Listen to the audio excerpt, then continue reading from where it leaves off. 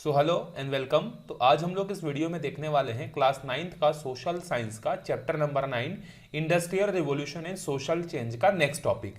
तो आज का जो हमारा वीडियो का टॉपिक है वो है deindustrialisation and beginning of modern industrialisation in India.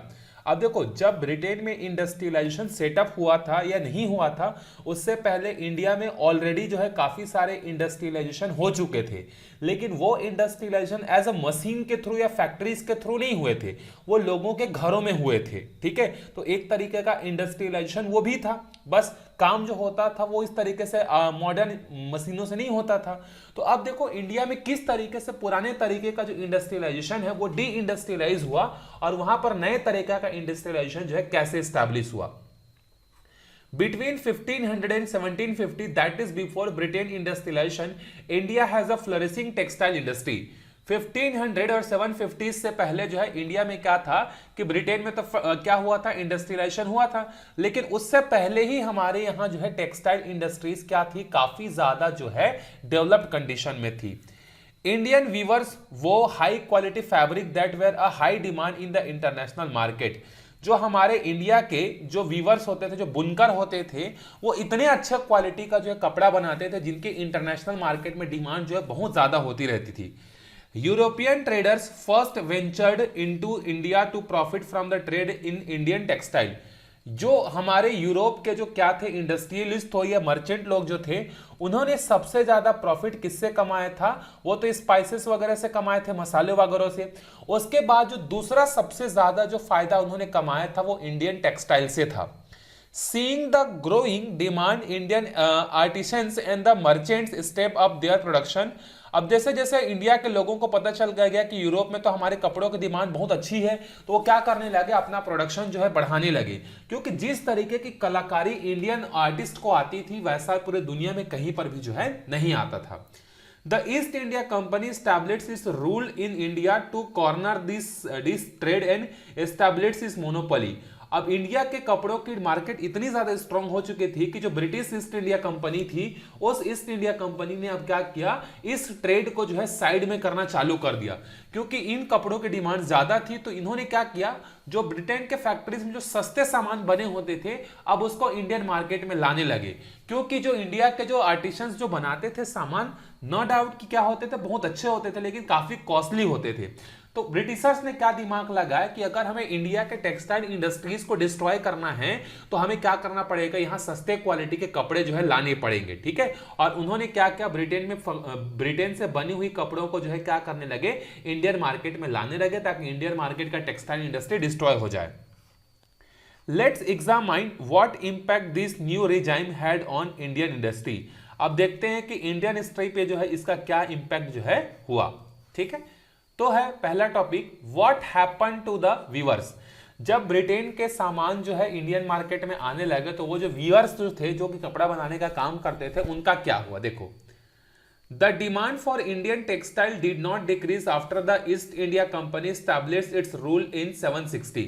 Basically जो ब्रिटिशर्स थे वो इंडिया में जो है ट्रेड करने के लिए हमारे यहाँ आए थे 1602 में, और 1608 से जो है ट्रेड करना चालू कर दिए थे। ठीक है, लेकिन 760 में क्या हुआ कि ये सिर्फ अब यहां पर ट्रेड नहीं करते थे, अब यहां पर ये पॉलिटिकली क्या हो गए, काफी ज्यादा इन्वॉल्व हो गए थे। बंगाल, बिहार, उड़ीसा, इन स्टेट्स पर क्या करने लगे थे, अपना कंट्रोल जो है करना चालू कर दिए थे। At that time, the British textile industries was yet to develop। और जिस समय 1760 में ब्रिटिशर्स जो है इंडिया पर कंट्रोल करना चालू कर दिए थे by the Plassey battle of Plassey के थ्रू, जो है 1757 में जो है एक बैटल ऑफ प्लासी हुआ था ब्रिटिशर्स और इंडियन इंपेरर के बीच में, जहां पर ब्रिटिशर्स जो होते हैं वो जीत जाते हैं। उसके बाद ये क्या करने लगते हैं, अपने को पॉलिटिकली जो है इंडिया में स्टैब्लिश करने की कोशिश करते हैं। जब ये अपने आप को इंडियन पॉलिटिक्स में स्टैब्लिश करने की कोशिश कर रहे थे, तब तक जो है ब्रिटेन में इंडस्ट्रियलाइजेशन जो है वो डेवलपिंग स्टेज पर था। Also there was heavy demand for fine Indian textile in European market. इसके अलावा क्या था कि ब्रिटिश के मार्केट में जो है कपड़ों की, इंडियन मर्चेंट्स के जो कपड़े या इंडियन आर्टिसेंट्स के जो कपड़े को जो डिमांड थी वो काफी ज्यादा थी। That is why the company was keen to expand its export of Indian textile। तो इसीलिए इन्होंने क्या किया, ब्रिटिश की गवर्नमेंट ने इंडिया से बने हुए कपड़ों को जो है बाहर में ज्यादा बेचना चालू कर दिया।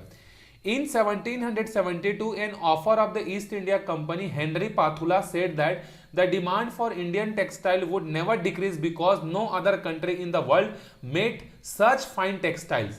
देखो 1772 में एक ब्रिटिशर्स के ऑफिसर्स थे जिनका नाम था हेनरी पथुला। हेनरी पथुला ने एक कमेंट किया हुआ था। क्या कमेंट किया था उसने बोला था कि इंडियन टेक्सटाइल जिस तरीके से फ्लरिश हो रही है, जितनी बेस्ट क्वालिटी की जो है कपड़े बनती है, पूरी दुनिया में किसी के पास ऐसा कपड़ा बनाने की क्वालिटी नहीं है। But exports of the Indian textile began to fall sleepy from the beginning of 19th century.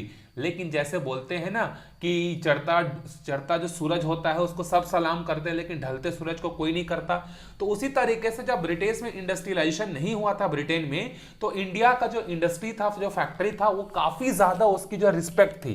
लेकिन धीरे धीरे ब्रिटिशर्स ने अपना मार्केट जमाना चालू कर दिया भाई साहब। फिर क्या दिक्कत हुआ, अब इन्हीं जो टेक्सटाइल जो मेकर्स जो थे, अब इंडियन टेक्सटाइल्स का डिमांड जो है मार्केट में कम होने लगा। In 1811-12, cotton textile made up 33% of total textile exported from India.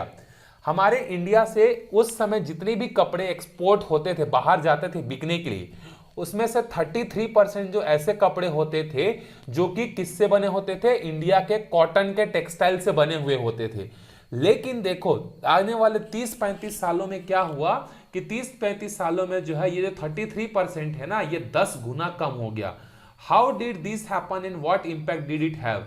अब देखो पहले जो है हर 100 कपड़े में से 33 कपड़े इंडियन कॉटन से बने हुए होते थे, लेकिन अब वो परसेंट गिरकर कितना हो गया, 3%, ना के बराबर। ठीक है, अब देखो क्या होगा आगे। नेक्स्ट है, when textile mills were established in England, the British industrialists complained about the textile import from the other countries.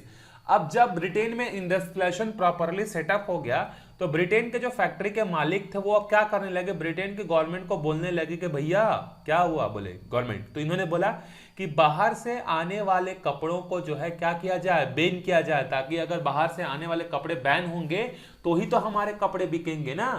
They put pressure on their government to levy an import duty on the important textiles so that textile producers in Manchester could sell in the domestic market without facing competition. और उन्होंने बोला कि government भाई साहब क्या कर रहे हैं, आप बाहर से आने वाले, खासकर इंडिया से आने वाले कपड़ों पर जो है टैक्स बढ़ा दो। टैक्स बढ़ाओगे तो कपड़े महंगे हो जाएंगे, ब्रिटेन में उसको कोई खरीदेगा नहीं। तो हमें बचाने का सिर्फ एक ही तरीका है कि आप क्या करो, टैक्स को बढ़ा दो। यही काम किया वहां के गवर्नमेंट ने। तो गवर्नमेंट ने क्या किया, बाहर से आने वाले जो भी कपड़े होते थे उस पर टैक्स बढ़ा दिया, इंपोर्ट ड्यूटी बढ़ा दिया, जिसके कारण से अब ब्रिटिशर्स में बने हुए कपड़े जो थे वो सस्ते हो गए और वो ज्यादा मार्केट में बिकने लगे। They also put pressure on the East India Company to sell English textile in the Indian market. साथ ही साथ ब्रिटेन के जो फैक्ट्री के जो मालिक होते थे उस समय ईस्ट इंडिया कंपनी जो थी वो क्या करती थी, हमारे इंडिया में रूल करती थी। तो उन्होंने क्या किया, इंडिया के ईस्ट इंडिया कंपनी के लोगों को यह बोलना चालू कर दिया कि भाई साहब आप कपड़े सिर्फ ब्रिटेन में नहीं बेचेंगे, अब आपको इंडिया में भी यहां से बने हुए कपड़ों को बेचना है। As a result, export of British textile rose dramatically towards the beginning of 19th century. This created two problem for Indian weavers. अब इसने दो इंडियन वीवर्स के सामने दो जो है प्रॉब्लम खड़ा कर दिया। पहला, their export market shrank and so did their Indian market. अब देखो, अब जो सामान इंडिया में बनता था और बाहर में बिकने के लिए जाता था, अब वो धीरे धीरे क्या होने लगा, अब वो कम होने लगा। क्यों कम होने लगा, क्योंकि ब्रिटिशर्स के सामान जो है ज्यादा बिकने लगे। ठीक है, इसके अलावा एक तो इनका सामान बाहर में बिक नहीं रहा है, उसके अलावा इंडिया का जो मार्केट है, इंडियन मार्केट में क्या होने लगा, इंडियन मार्केट में भी इनका सामान नहीं बिकने लगा। तो ना तो बाहर बिका ना तो अंदर बिका। The textile produced in Manchester flooded the Indian market. और ब्रिटिशर्स में जो बने हुए ब्रिटेन में एक जगह जिसका नाम है मैनचेस्टर, जहां पर कपड़ा बनाने का बहुत बड़ा जो है फैक्ट्री है। इवन इसको जो है टेक्सटाइल हब भी बोलते हैं पूरे वर्ल्ड का। ठीक है, पूरे वर्ल्ड का टेक्सटाइल हब कौन सा है, मैनचेस्टर है। ठीक है, तो देखो मैनचेस्टर के बने हुए जो कपड़े होते थे वो तो ब्रिटेन में बिकते ही थे, साथ ही ईस्ट इंडिया कंपनी के थ्रू जो है अब ये इंडियन मार्केट में भी बिकने लगे। The local weavers could not compete with this cheap mass produced cotton textile. अब ये जो टेक्सटाइल जो होता था, जो बना हुआ होता था, ये टेक्सटाइल जो होता था ये क्या हो गया, ये टेक्सटाइल बहुत सस्ते होते थे, काफी अच्छे भी होते थे। तो अब इनको जो है लोकल जो प्रोड्यूसर्स जो होते थे वो उनको क्या कर पाए, कंपटीशन नहीं दे पाए। By 1850, stories of the sad plight of the helpless weaver could be heard across all the textile producing regions of India.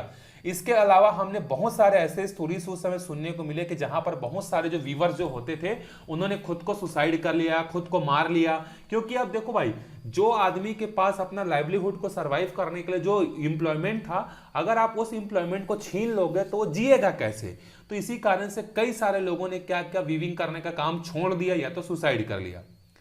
In the decade after 1860, a new problem arose. Indian weavers could not get cotton to view. अब देखो, एक तो problem ये था कि इनके कपड़े ना तो बाहर में बिक रहे थे, ना तो इंडियन मार्केट में बिक रहे थे। 1816 के बाद एक और प्रॉब्लम आ गया कि इंडिया के वीवर्स को ही कॉटन नहीं मिल रहा है। क्यों कॉटन नहीं मिल रहा है? Because all the cotton from India was exported to Manchester textile mills. क्योंकि इंडिया में बने हुए जितने भी कॉटन होते थे, जितने भी कॉटन प्रोड्यूस होते थे, वो सारे कॉटन जो है मैनचेस्टर में जाने लगे।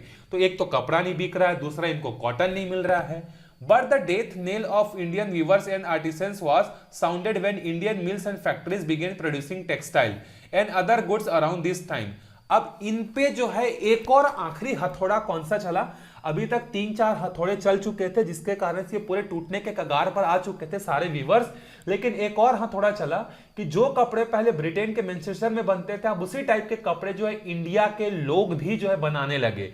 इंडिया में भी फैक्ट्रीज लगना चालू हो गई। जमशेदजी टाटा, डाबर, ये सब लोग ऐसे जो थे जो इन्होंने क्या किया, इन्होंने जो है इंडिया में फैक्ट्री सेटअप करना चालू कर दिया। और इंडिया में जो है बॉम्बे में जो है 1854 में टेक्सटाइल इंडस्ट्री एस्टैब्लिश होगी। तो बाहर से तो बन के आता ही था, अब इंडिया में ही खुद मास प्रोडक्शन होने लगा भाई। तो इनकी जिंदगी क्या हो गई? बर्बाद हो गई। How long could the local weaving industry hope to survive after the entry of locally manufactured textile in the domestic market? अब इंडिया में ही मशीन से बन रहा है, मैनचेस्टर से भी मशीन से बनकर आ रहा है, तो दोनों जगहों से कंपटीशन कैसे फेस कर पाएंगे? ये अपने सामान को सस्ते नहीं बेच सकते क्योंकि अपने हाथ से बनाते थे। इसीलिए यहां पर क्या हुआ कि जो पुराने टेक्निक जो थे, जो पुराना हमारा इंडिया का टेक्सटाइल इंडस्ट्री था, वो पूरी तरीके से क्या हो गया? डिस्ट्रॉय हो गया। ठीक है, तो इस वीडियो में यही तक देखेंगे। अगले वीडियो में फिर हम लोग स्टार्ट करेंगे the growth of factories in India. हमारे इंडिया में किस तरीके से फैक्ट्री जो है स्टैब्लिश हुई, किन्होंने जो है लगाई, और इनके लगाने के पीछे का रीजन क्या था, कहां से इनको कैपिटल मिला, वो सब हम लोग अगले वीडियो में देखेंगे।